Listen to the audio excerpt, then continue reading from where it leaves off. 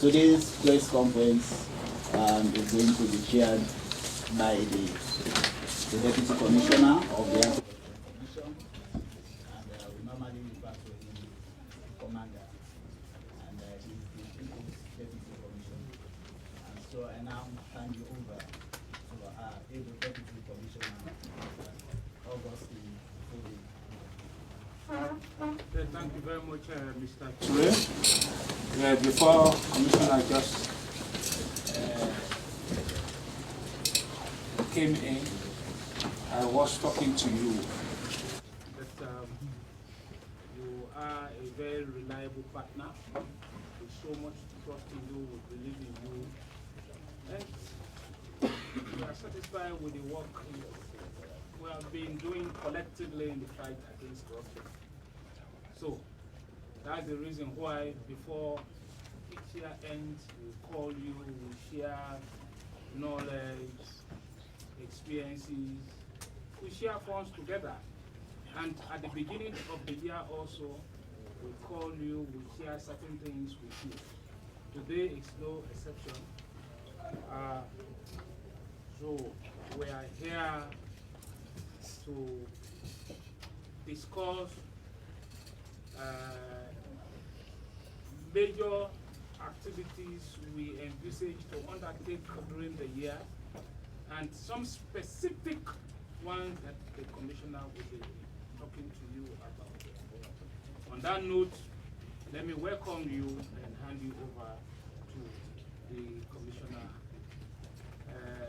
the man who is dangerously educated, the People's Commissioner. Thank you, the People's Deputy. Thank you. I must start by thanking the Audit Service Sierra Leone for their usual great work in identifying systemic problems in our governance architecture, particularly as they deal with the resources of the state. And year in, year out, they give us a picture of what is happening with financial management. But beyond financial management, other administrative controls and systems that are geared towards improving our governance framework, how we monitor ourselves, how we supervise ourselves, the accountability systems we've created, and also the transparency regimes that are in place to help the country develop. And it is just sad that every year we have a picture that maybe some will not smile about, and most of us frown at.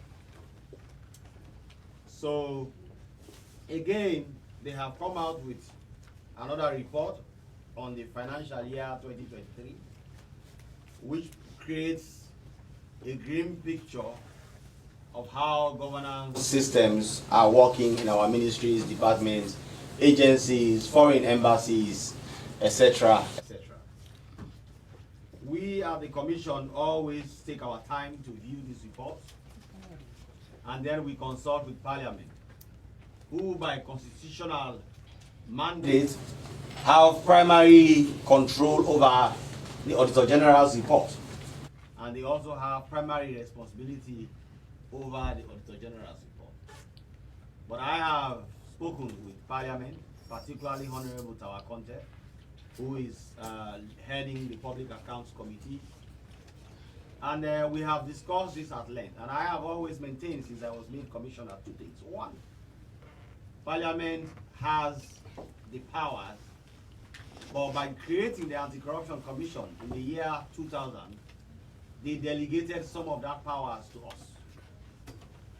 and they did not limit it. There is nowhere in the Anti-Corruption Act where Parliament said that the ACC cannot interact with the Auditor General's report. That the ACC cannot hold people accountable based on the Auditor General's report. Where Parliament intending that, they have full powers to do it. Therefore, we view the Auditor General's report like every other source of information on corruption. So if we see that there are parts or aspects of the Auditor General's report that requires our attention, it is almost the same as a whistleblower. So to us, the Auditor General's report is a whistleblower's report. And we have a mandate to act on whistleblowers' report. That notwithstanding, we are a consultative body. And we have been consulting with Parliament throughout. We always give deference to them. We give respect to their mandate because by Section 107 of the Constitution, they are the supreme legislative authority in Sierra Leone. And we also give respect to them because they respect our institution. So, for example, yesterday morning, whilst I was planning for this press conference, I had to call the Honorable Tower Conte and request the report of what they have done on the 2022 Auditor General's report. So that that report can inform as to what we do with the 2023 Auditor General's report, which has come out with similar problems and issues. I know that they have done a great work already, which is far, far, far better than what had been existing, because one of the reasons why ACC between 2018 and 2023 was very actively involved with Auditor General's report was because the parliaments before that were not really taking the report very seriously. They were not doing the things they were promising to do. But last year we saw a remarkable change. And with the introduction of the Honorable Tawa as Public Accounts Committee Chairman, and other personnel who are working with him in that committee, we saw that there was a system to at least hold public institutions accountable, to ask questions, to ask them, and he has made pronouncements on radio, television, and programs and meetings that they have been able to solve some of the problems. We would want to see that report on behalf of the people of Sierra Leone. We want to see how far they went. And another thing I had a conversation with Honorable Conte with yesterday was that what we don't want at ACC is for there to be impunity in the system. For there to be impunity in the system, there has to be some form of responsibility and accountability. So it's not just for people to come, because one thing we have known, because we sell our agents when these committees are meeting, the issues come up and they will identify that, oh, this is something that we should refer to the ACC. And the people will start begging them, no, please, let's try to solve it here. Let's not take it to the ACC. And most times they succumb to that. Which is fair. Which is fine if they think in their discretion that is how to handle it. But it will be good for us to see the report. It will be good for the people of Sierra Leone to see the report of that. And then we can continue with the deference that has been given to Parliament. And by deference, I mean respect that has been given to Parliament to handle Auditor General's report. In that regard, we will continue consulting with Parliament. And this conversation we are having today is by no means sacrosanct. It's just to lay out our own plans and intentions with the Auditor General's report, subject to our consultations with Parliament in that regard. So we have done the usual breakdown of what is contained in the Auditor General's report, where we identify the various headings of problems, we identify the amounts involved, we identify the personnel responsible, and sometimes the institutions responsible, and then we remark what we at the ACC would want to do with it, subject to consultations with Parliament. There is no impunity in the system, because one thing is clear. Most of the problems in this report are a human problem. They are a human factor problem where, like I have said, his finance director or his HR director, either that person is just not competent to play that role, or if he's competent, he is either reckless or negligent. And because he's reckless or negligent, he does not really know what to do when it comes to dealing with auditors or to provide information to them. But more generally, to run a public institution. But if that too is not the case, then the person is just outright corrupt. And because the person is corrupt, they create all kinds of schemes, systems, and models to stifle public institutions from performing their mandate, from succeeding at their mandate, or otherwise collude with their leaders. And when I say leaders, it could be leaders on top or below, to actually cause some of the problems that are contained in the Auditor General's report. And most importantly, it's also a supervision problem.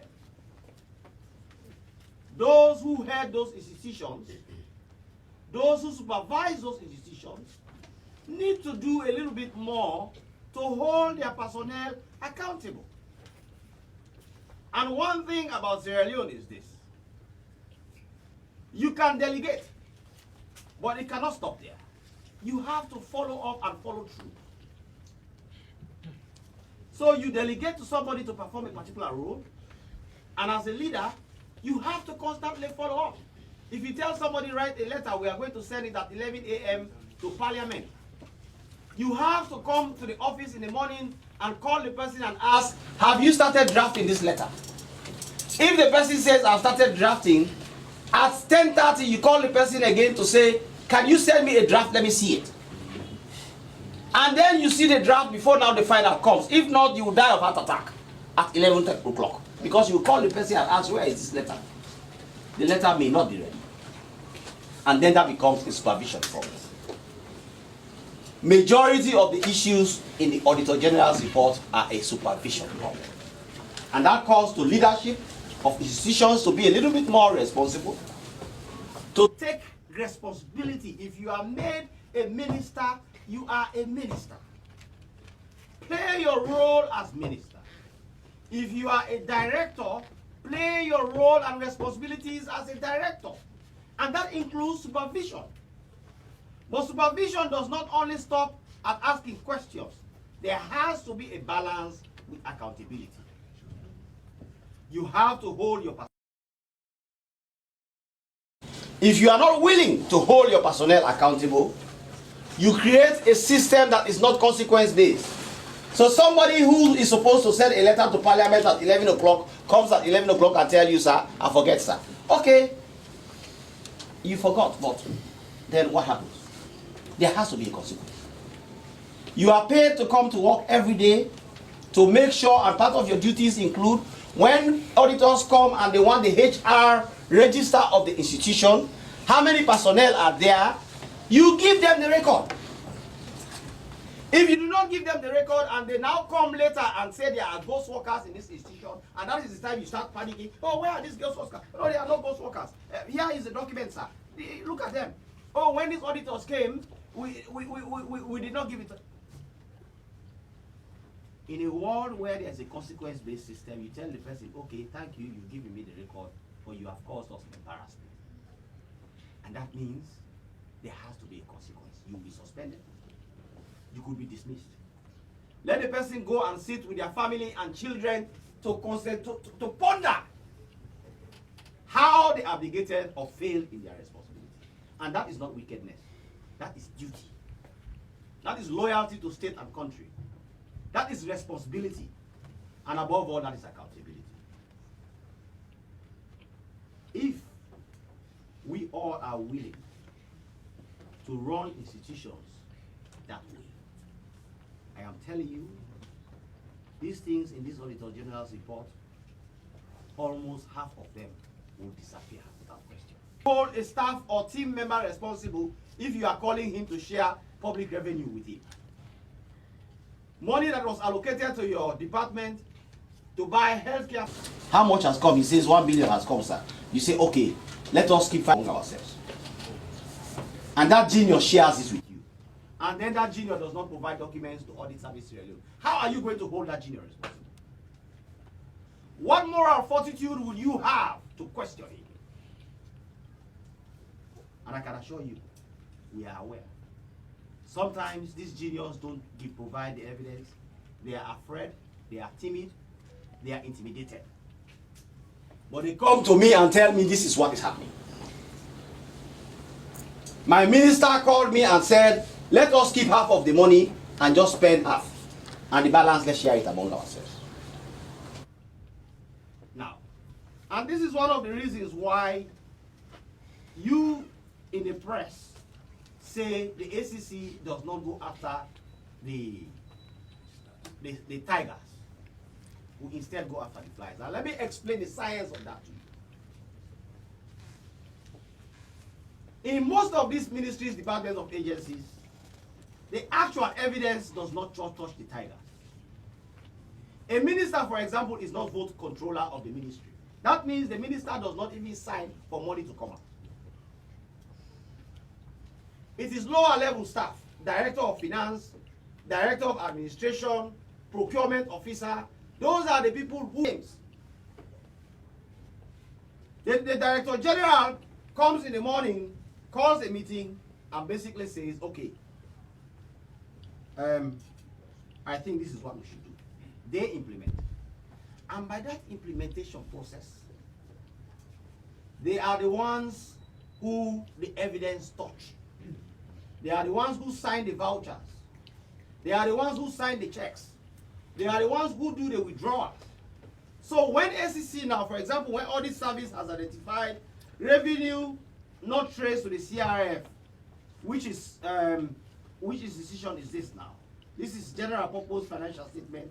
Revenue not traced to the CRF, 34 million. Now, this kind of revenue not traced in the system could have ended into the bank accounts or into the hands of the tiger. Let's say the minister, the director general, the commissioner, or whosoever. But when we go and check, the person who has the responsibility to bank that money is who? Is the director of finance. When we now arrest the director of finance, people say, oh no, you are only going after this one, you are not going after. The evidence is with him. The first person who should ask questions is him. Where is the money? It's only when they have the courage to come with evidence to us to show that the minister asked me to take this money to his or her girlfriend or boyfriend. And that evidence is compelling to us that we can even talk to the minister. But in the process, the press and people in the country will be saying ACC is only concerned with the lower people. And that is why that happens. And in this Auditor General's report, we have a plethora of issues that we believe should not be a waste of time. They should be dealt with quickly, fast, and probably spontaneously. There are those who've identified to be investigation issues.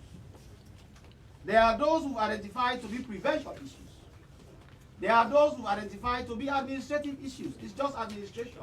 Somebody just needs to do something administratively. So we start with ministries, departments, and agencies.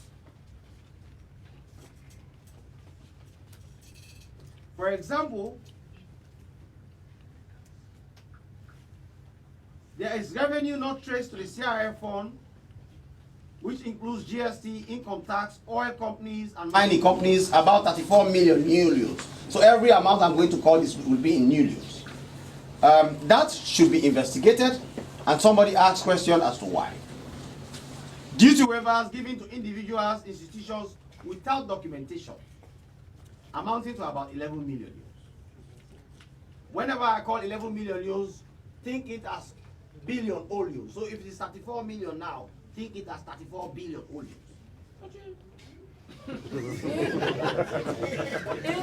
So let's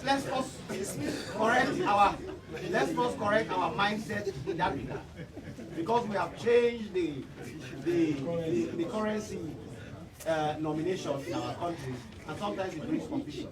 So 34 million euros is not the old 34 million euros. It's actually the old 34 billion euros. Jesus. So, we have aspects of Ministry of Agriculture. For example, list not paid by private business organizations for combined harvesters and dryers. It's just something that was not done. But audit service like to quantify things in money. It is easier to present. Salary paid to deceased staff. Imagine, Ministry of Agriculture paid 13 million euros to a deceased staff. Now imagine if that happens at the ACC and I am the ACC commissioner. You think that director of finance is going to remain in this institution? He will just dismiss himself. Except he has a very good explanation for it. And these are some of the things I'm talking about. Salary paid to staff not available for physical inspection, amounting to 400,000 euros. That's not too much of money, but that is found itself in this report. Means somebody ought to have done something that they just did not do. If the staff is not available for inspection when auditors come, and let me give, auditors sometimes come for a minimum of 2 weeks. Why is the staff not available for inspection?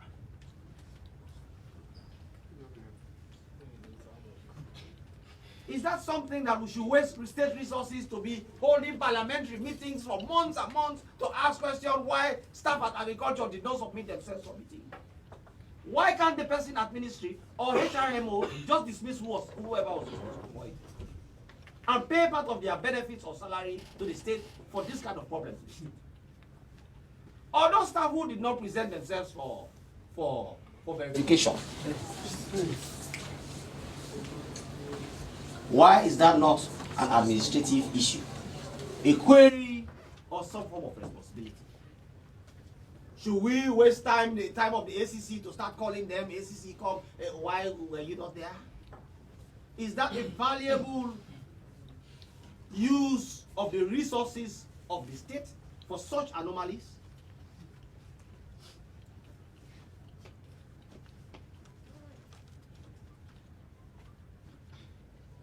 Sierra Leone Chamber of Agribusiness Development, SLICA, absence of reliable records justifying the utilization of funds. Records of how you use public funds that was given to you. You did not give it to auditors. And these are the same people, when we ACC now go in to investigate, they come with all kinds of records immediately. So the question is, why didn't you give this record to? The consequence of that person, most times, nothing. Some of them even come back to me and say, okay, we have come, Commissioner, we received this, your letter, we want you to tell us what to do. You're asking me what to do in your institution for a staff who has behaved badly administratively. You don't have a manual on HR policies on people who do gross misconduct. You don't have a manual on people who do not take their responsibilities seriously.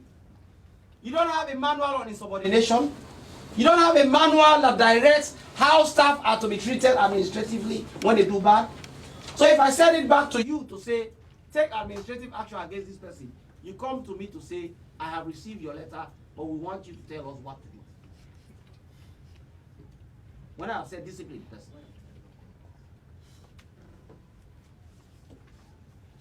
Seed multiplication project. Rent from a client not paid to bank or brought to account. 138 million. Rent. Somebody comes and paid rent to the institution. And somebody did not put this into the bank account.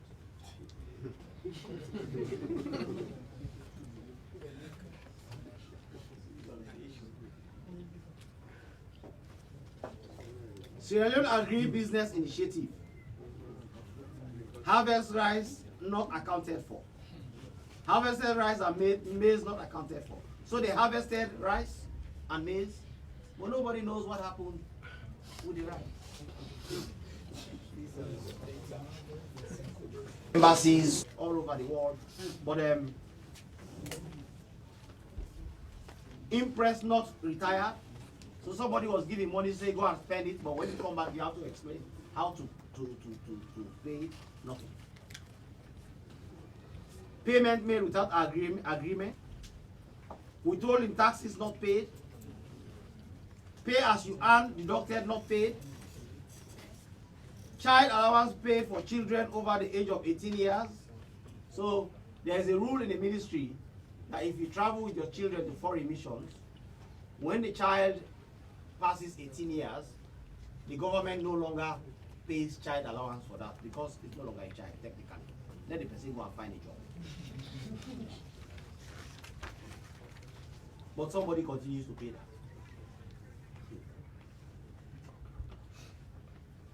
That's a system problem. It's administrative.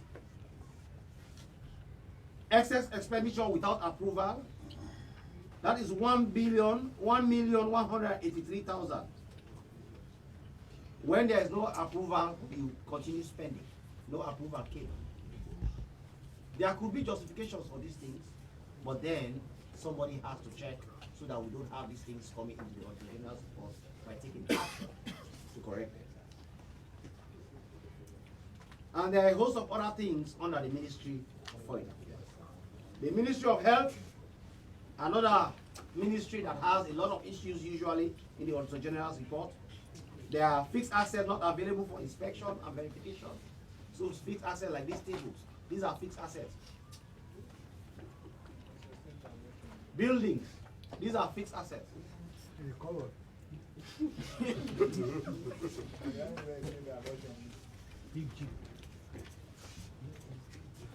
We have national emergency services, statutory deductions not paid to NIH.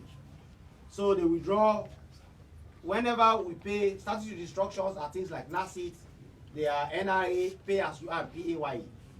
So they are cut automatically. They are supposed to just be paid to NIA. So for example, at the ACC, every month when we pay salaries, the last thing that happens is for me to sign the documents that pay all the statutory fees in the commission. 2 or 3 days after the payment of salary. And then they get taken to the various institutions, NACIT, NRA, or any other statutory institution. Now, why do you keep such a money in your institution? But I have also come in defense of the public institutions. I have come to find out that sometimes they claim, and I must say they claim, that the government pays them less than what is possible to pay salaries and to also pay those taxes. That is their claim. And some I have seen justifications to confirm that they were paid not enough for them to be able to pay both salaries and pay those taxes. Then that is a serious anomaly. Because those payments are statutory. It is the law saying this has to be done. Even the ministry does not have the powers to just unilaterally decide. There has to be a process. If they want to waive it, they can waive it. A lot of discretion is sometimes given to the Minister of Finance. But if they do not fix them, they will be captured in the auditor's report, and these things happen. So we have various ministries. Ministry of Basic and Senior Education has non-payment of supplies to TLMs, payment for WAS fees not brought to account, salary paid to staff not available for physical verification. You see how the same issues are recurring ministry to ministry. Withholding taxes deducted, Ministry of Basic Education again. Withholding taxes deducted and not paid. There are a host of issues under the Ministry of Defense. We have Ministry of Development, unsupported documents, registration or renewal of NGOs. These are revenues that they renew, and then it does not go into the consolidated revenue fund, and they are revenues. A few issues under the Ministry of Technical and Higher Education, Ministry of Works and Public Assets, excess costs included in rental payments. So, rental payments include excess costs. and payments for works not done. Payment for works not done. So they pay for work to be done, and it's not done, and those amounts are all here. And these are all things that could be fixed with supervision and accountability. Because these are contractors. You can easily, the ministry can sue them and sell their assets and pay back to government if they cannot do the work that they signed to do. Some of them have performance guarantees, which they provide to these ministries to do the work. So if they don't do the work, why doesn't the ministry go after the advance payment guarantees or the performance guarantees that they take as bonds? A few issues under the Ministry of Tourism and Culture, and most of them, as I am seeing them, because I don't want to waste too much time on this, some of them are withholding taxes that are not paid. Similar problems, similar issues. Ministry of Youth Affairs, inadequate control over disposal of assets, amounting to 10 million. Ministry of Mines and Mineral Resources, salary paid to contract staff without employment contract.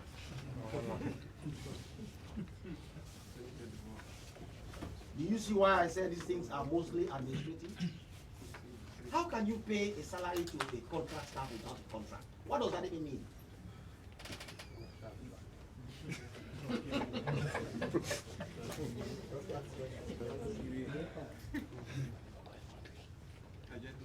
And we have some provincial secretary's office, payment for works not done, withholding taxes not paid, immigration department, salary paid to staff not available for physical inspection, the same problems.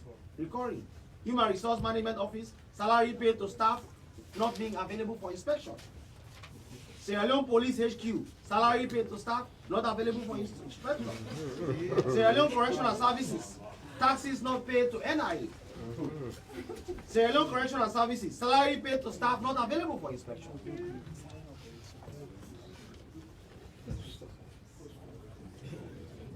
Judiciary of Sierra Leone, withholding taxes not paid to NIA. You don't big.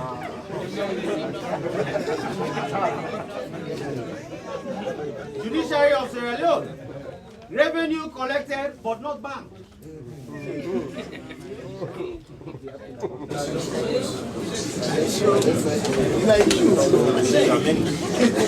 Office of the Chief Minister, withholding taxes not paid to NIA. Office of the Chief Minister, staff not available for verification. Office of the Vice President, salary paid to staff not available for physical inspection. So basically, as I have gone through the issues with the Ministry of the ministries, departments, and agencies, I am sure there is no doubt in your mind that the issues are all similar. It's either revenue not banked, staff not available for inspection, asset issues, and things that are really administrative or supervisory. If we increase our supervisory capacities in Sierra Leone, leadership do what has to be done as leaders properly, I am telling you, this Auditor General's report could have been empty.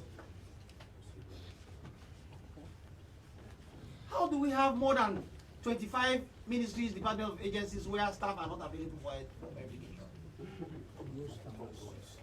Why? There are other institutions which I will just go through briefly, apart from the ministries, departments, of agencies. We have local councils, the same problems. Revenue collected, not banked. Freetown City Council. Freetown City Council, withholding taxes not paid. Payment to contractors without evidence of work. All of them are administrative. Kono District, unsupported payments. Cambia District, withholding taxes not paid. Unsupported payments. Kailaun District, withholding taxes not paid. Staff employment records not submitted. Kwedu New Sebeun City, withholding taxes not paid. PAYE not paid. Fixed asset not available for verification. Revenue not banked. Western Rural, revenue not banked. PAYE not paid. Bombali district, PAYE not paid, withholding tax is not available. Carina district, PAYE not paid, withholding tax is not paid. Falaba, withholding tax is not paid, unsupported documents. Port Local, City Council, withholding tax is not paid. Kenema District Council, withholding tax is not paid. Kenema City, inadequate staff documentation. Moyamba District, fixed assets not available for verification. Moyamba District, staff loan not recovered. Tonkolini District, unsupported payments. Bo District, unsupported payments. Administrative. These are not monies that you will say somebody went and stole. It is not even corruption in the corruption sense that we know it. It's just failure of leadership. Supervision. Holding people who work under you accountable. Giving proper explanations to auditors when they come. Taking the audit service seriously. If you go to diplomatic missions, the same thing. Revenue collected by individuals were not paid into government's coffers. It's the same issue in almost all ministries. Embassy of Monrovia, Liberia, staff social security contribution not paid. Embassy of Monrovia, Liberia, NACIS records not submitted. Embassy Monrovia, use of consular funds to settle shortfalls in payments for security services. Embassy of Ghana, Accra, medical expenses not accounted for. Embassy Accra, Ghana, end of service benefits without relevant documentation. Embassy of Ghana, various amounts not accounted for by the finance attaché, amounting to over $8,000 to $8,000, $11,000, and $10,000.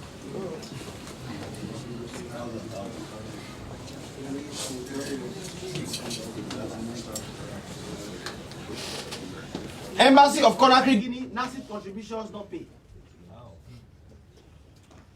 And the same embassy in Guinea, expenditure of $5,850 not verified. And then we have donor projects and coordination. So basically, I don't have to go over this. What this tells you clearly is that our problems can be fixed if only we introduce a lot more discipline in the system. If only we are ready to ensure that there's accountability in public institutions. If only we can hold ourselves a little bit more accountable and be a little more serious with our respective responsibilities as leaders of this institution. And I know the president of Sierra Leone actually wants this to happen. He wants a country of discipline. He wants the people who understand that their responsibilities. When he tells me sometimes, he says, Francis, when I make somebody a director general, I want him to be the director general. I don't want to micromanage him. But some of these people, to sack their own staff, they have to come to me to ask me whether they should sack the staff. I know the president of Sierra Leone means business when he says he wants the destiny of this country to be changed for good. And we are going to continue working with institutions to make sure that this happens. So, this is what you have. If the ACC is to act on this, most of the issues you have, if you see what's against them in our remarks, is quick fix, quick fix, quick fix, quick fix, quick fix, quick fix. This Auditor General's report can be completed in less than 6 months. We will be consulting with Parliament for them to allow us to do that with some of these quick fixes. And then the ones that are more complex that they want to engage with, they can engage with them. So distinguished ladies and gentlemen, this is the plan of action of the ACC. But more importantly is for you to understand what this Auditor General's report is really about and how we all can continue to support ourselves, support the leadership of the country, support the president of Sierra Leone to continue to change the story of this country so that we do not go back to where we were. What we want at the ACC is to make sure that impunity is not in the system. And for there to be impunity, not to be in the system, is not just to hold people and lock them up in prison. Even just sometimes suspending somebody is a consequence. Dismissing them from their job is a consequence. Transferring them is a consequence. Holding them accountable, reprimand, even just a warning letter is a consequence. But most importantly, where it is serious, charging them to court for them to take responsibility for their actions is a very significant consequence. And we all have to ensure that we see that Sierra Leone moves towards that. I thank you all and I welcome you. Thank you very much, Commissioner, for painstakingly explaining the things that are responsible for where we are as a nation. Now it's question and answer time. No, don't worry, let me guide you. Firstly, when you want to ask, so your name, the institution you're coming from, and you address the issues raised here, so we cannot waste unnecessary time. Secondly, if somebody has already asked or expressed concern about the issues raised, don't go over it again, so that we will not be here for the rest of the day. Thank you. So, because I'm vertically challenged, let me stand so that I'll be able to give opportunity. Yeah, you, the gentleman there. Yes. Yeah. Yeah. Yes. Okay. Hello, my name is Amos. I'm reporting for Free Radio, Master TV, and Eyewitness News. My concern here is I am addressing my question to the Commissioner. We've had him mention various ministries and departments and agencies that are in the Auditor General's report, but we've not evidentially had him mentioning the ACC. So my question is, was the ACC audited or not? If they were audited, why is the ACC not mentioning that? Okay, thank you. Then, yes, gentlemen.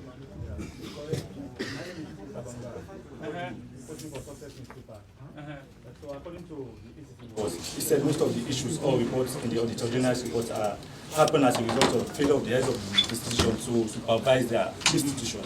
So my question is, I want to know if there are, if not, or will be consequences for the heads of those institutions that fail to supervise their institutions. So that's my concern. Okay, thank you very much.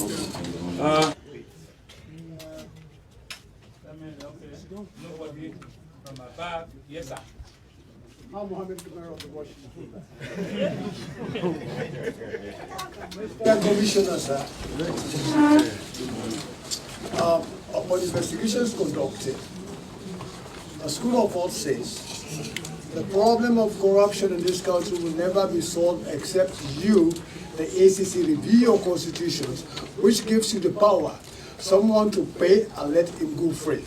They say someone will pay the money, like the United States of America or anywhere in the world, pay the money, go to jail, seize his assets, then let the money go to the state. That you see, no one else will venture next year, because we've been getting this problem over decades. The problem of corruption is not about ethnicity, it's not about political affiliation, it's not about religious affiliation.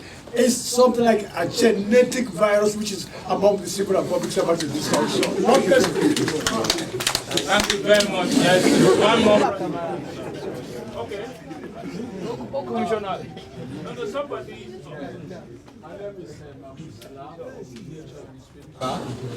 My question goes to the Commissioner.